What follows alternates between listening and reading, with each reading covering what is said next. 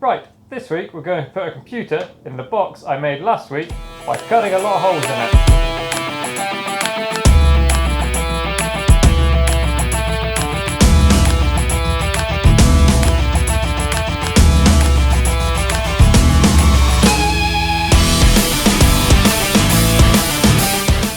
So unfortunately, this is how my desk tends to look these days. I've acquired far more things than I anticipated with the whole YouTubing thing. So the plan is to put one of these, which is an old motherboard of mine, in here. And it's going to go about here-ish. We need to cut 4 holes in the outside, around here, to allow air in and air out. We need to cut slots in the sides and the top and bottom a couple of little notches to allow power cables through to the back. And in the back we need to make a recess for the power supply in this board, as well as giving it some air holes. So we're going to start with the bit I don't want to do most, and I've made some templates on the laser cutter. And we're going to have some holes down here for fans sucking air into the case. And then we're going to have a thing up here for fans blowing air out of the case. Okay, so on my templates you can see I've put some lines across it, and they're the centre lines of the piece of wood. So, and this fits in here pretty tightly. And then I want the fan holes to line up on the join line we had in between the two boards last week.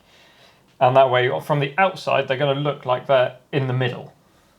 Okay, so I've got the thing glued, the template glued up here and down here. And what we're going to do is we're going to drill a hole through this bit. And then we'll set the router up, which has got a trim flush cut bit. So it's got a little bearing down here. And the little bearing should run around this edge of the plywood so we can cut a nice perfect circle, relying on the fact that the laser cutter cuts a perfect circle. But it's probably closer than I can get, so that's the plan. In here.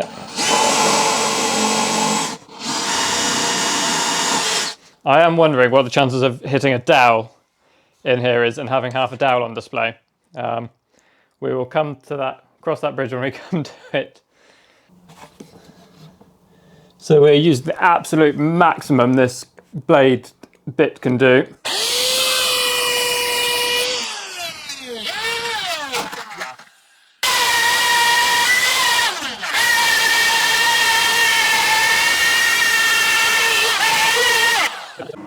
So we're going to start removing a bit more of the bulk with the jigsaw.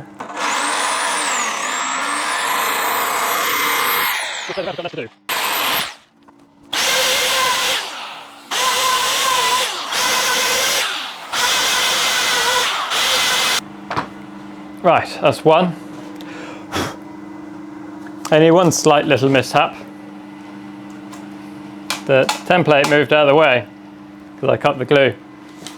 Just getting the template stuck in properly helped. And I've just got to do the round over on the edges again.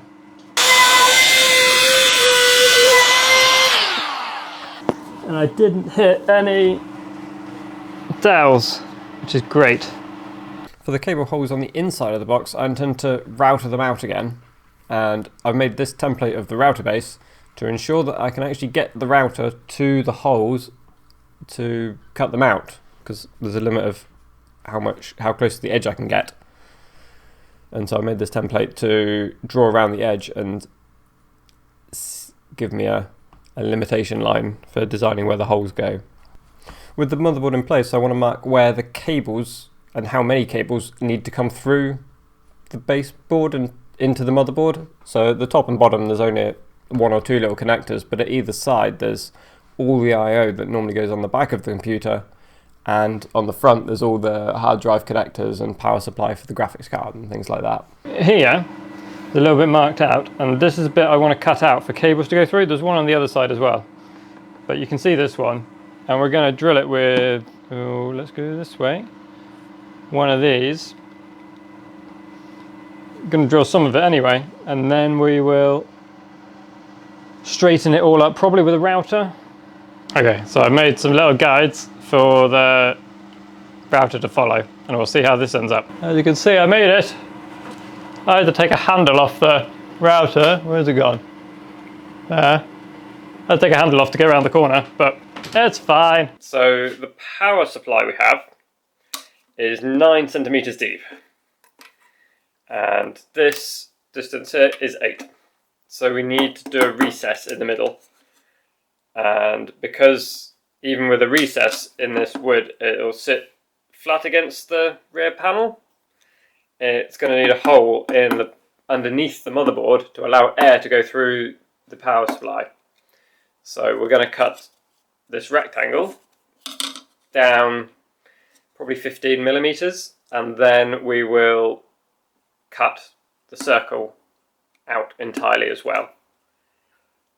And we've got this template, and we'll do as we did with the other round holes, and we'll stick this template on and use the router with the flush trim bit.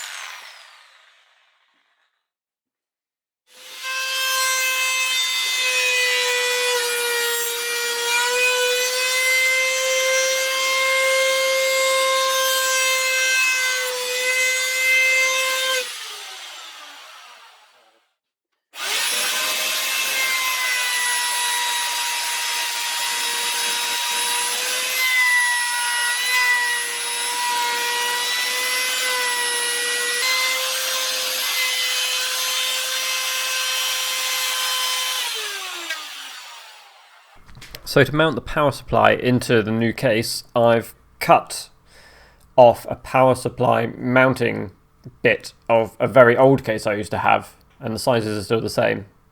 And all I've done is given it a quick coat of black spray paint, and now I'm just screwing it into the new case to help hold the power supply in the correct orientation. Okay, so we're going to use these things.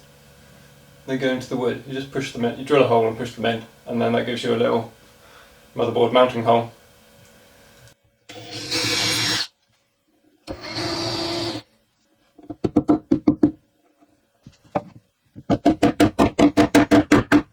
So now I'm going to put the motherboard in, and I'm going to put it in with a screw at one corner and then one in the other corner, and that way it's held in place while I figure out and help all the other screws line up. Then I'm going to start popping in some of the cables that are ready to go in. So this is the 24-pin connector that powers the board. And now I'm putting the inlet fans in. On hindsight, I probably should have put the fans in and the hard drives before putting the motherboard in, because it made getting to some of the screws very difficult. I made these brackets out of that holy metal strip I use, painted it black, and that's going to hold the radiator down.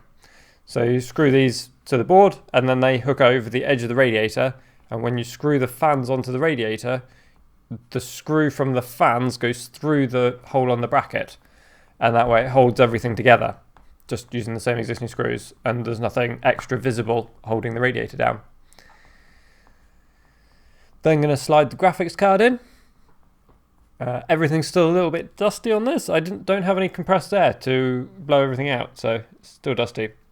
The graphics card being so heavy needs a little extra support to help hold it in place so it's not overstraining the connection on the motherboard.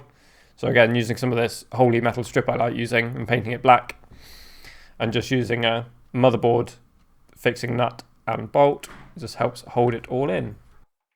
So with the graphics card all held in, there's just a couple of mounts and hard drives to put in, and then do a quick bit of cable management at the back.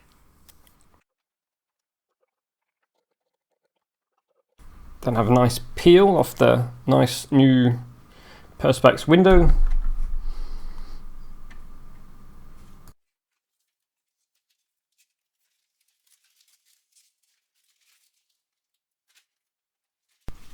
With the window being a nice tight fit in the frame, it just needs to simply push in, and if it does become loose later in life, if the wood changes shape, I'll put a couple of little magnets in, but there's no need at this point. And now we're done. Desk's all nice and clean and tidy. I even managed to close it for a change. So over the next coming months, as I have time, I'm going to redesign the desk, the monitors and the chair for the rest of my setup. And so if you're interested in that, please remember to subscribe, and then YouTube may or may not decide to tell you about it. But if you like my videos in general and you want to see more stuff, then I release a new video every week. And please remember to like and subscribe, and I'll see you next time.